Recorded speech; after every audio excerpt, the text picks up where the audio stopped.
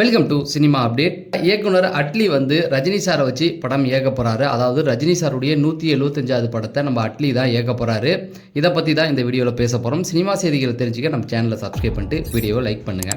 இயக்குனர் அட்லி முதல்ல விஜய் சாரை வச்சு அப்படியே படம் பண்ணிட்டு வந்தார். ஃபர்ஸ்ட் படம் ராஜா ராணி அப்படிங்கிறது எல்லாருக்குமே தெரியும். அப்புறம் விஜய் சாரை வச்சு ஒவ்வொரு படமாக பண்ணார். மெர்சல் படம் ஓரளவுக்கு சரியாக போகலை. அது கான்ட்ரவர்சினால அந்த படம் வந்து பெரிய அளவில் பேசப்பட்டுச்சு. அப்படியே கொஞ்சம் கொஞ்சமாக மேலே ஏறி அதுக்கப்புறம் ஜவான் ஷாருக்கானை வச்சு ஜவான் படம் பண்ணார். அது பெரிய அளவு ஹிட் ஆனிச்சு. இப்போ தெலுங்குல அல்லு அர்ஜுனை வச்சு ஒரு படம் பண்ணிக்கிட்டு இருக்காரு. இதோட பட்ஜெட்டே பெரிய படம். சன் பிக்சர்ஸ் தான் தயாரிக்கிறாங்க. சயின்ஸ் ஃபிக்ஷனை வச்சு சங்கருடைய அசிஸ்டண்டாக அவர் இருந்தார் அப்படிங்கிறது எல்லாருக்குமே தெரியும். இப்போ சங்கர் கூட ஒரு இன்டர்வியூவில் சொல்லியிருந்தார், என்னுடைய சிஷியன் இப்படி ஒரு படம் பண்ணுறான் அப்படின்னு நீங்கள் நினைக்காதீங்க, அவன்கிட்ட வேற ஒரு முகம் இருக்குது, அதை நீங்கள் பார்ப்பீங்க அப்படின்னு சொல்லி ஒரு 2 வருஷத்துக்கு முன்னாடி சங்கர் வந்து ஒரு இன்டர்வியூ கொடுத்துருந்தாரு. அதன்படி அவருடைய பிரம்மாண்டத்தை இப்போ அவர் கொண்டு வர ட்ரை பண்ணிட்டு இருக்காரு. இந்த பக்கம் ரஜினி சார் பார்த்தீங்க அப்படின்னா 172 படம் வந்து முடிச்சாச்சு. அதாவது அடுத்த மாதம் வந்து பார்த்தீங்கன்னா 173வது படம் சிபி சக்கரவர்த்தியோடைய டைரக்ஷனில் அவர் நடிக்க போகிறாரு. கமல் சார் தான் வந்து ப்ரொடியூசராக இருக்காரு. கூடி சீக்கிரம் இந்த படத்தோடைய வேலைகள் வந்து ஆரம்பிச்சிருக்கு. இந்த படத்தில் சிபி சக்கரவர்த்தி பார்த்தீங்க அப்படின்னா ரஜினி சாருடைய கெட்டப்பே வந்து 80 கெட்டப் ரெடி பண்ணியிருக்காரு ஏஐ வச்சு. அதில் 3 செலக்ட் பண்ணி ரஜினி சார்கிட்ட கொண்டு போய் கொடுத்துருக்காரு. கொடுத்துட்டு இதில் நீங்கள் ஒன்று செலக்ட் பண்ணுங்கள் சார், இதையே வச்சுக்கலாம் அப்படிங்கிற மாதிரி சொல்லியிருக்காங்க.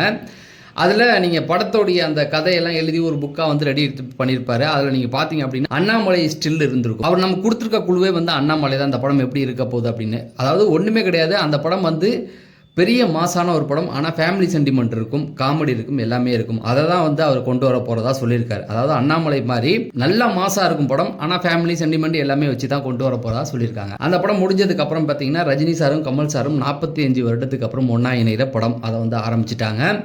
அதாவது ப்ரொமோ ஷூட் மட்டும் தான் போயிருக்கு. இந்த படத்தை பற்றி எக்ஸ்க்ளூசிவாக நிறைய அப்டேட் இருக்குது. அதை தனி வீடியோவை நான் உங்களுக்கு தரேன்.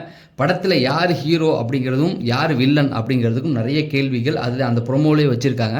அதை அடுத்த வீடியோவில் பேசுவோம். அந்த படத்தை வந்து 2027 தான் ஸ்டார்ட் பண்ணுவாங்க. ஏன்னா கமல் சாரை பொறுத்த வரைக்கும் பார்த்தீங்கன்னா அன்பறிவுடைய டைரக்ஷனில் ஒரு படம் இருக்குது, அதுக்கப்புறம் கல்கி 2 இருக்குது, அதை முடிக்கணும். இந்த பக்கம் ரஜினி சார் பார்த்தீங்க அப்படின்னா 172 173 இதெல்லாம் கம்ப்ளீட் பண்ணி முடிச்சதுக்கப்புறம் பார்த்தீங்கன்னா 174வது படத்தை 2027 தான் ஸ்டார்ட் பண்ண போகிறாங்க.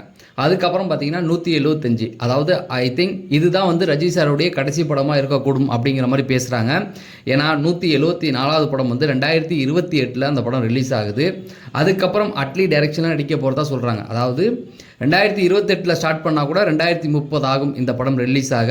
அதுக்கு மேலே ரஜினி சாராலையும் நடிக்க முடியாது. எனக்கு தெரிஞ்சு ரஜினி சாரோடைய 175வது படம் அதுதான் அவருக்கு வந்து கடைசி படமாக இருக்க போகுது.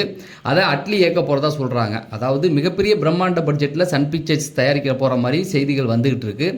சரி, நீங்கள் என்ன நினைக்கிறீங்க? ரஜினி சாருடைய 175வது படத்தை அட்லி இயக்குனா எந்த மாதிரி ஒரு கான்செப்டாக இருக்கும்? இன்னும் வேறு எந்த நடிகரை பற்றி எந்த சினிமா செய்தி வேணும் அப்படிங்கிறத கமெண்ட் செக்ஷனில் சொல்லுங்கள். நம்ம அடுத்த வீடியோவில் சந்திப்போம். நன்றி, வணக்கம்.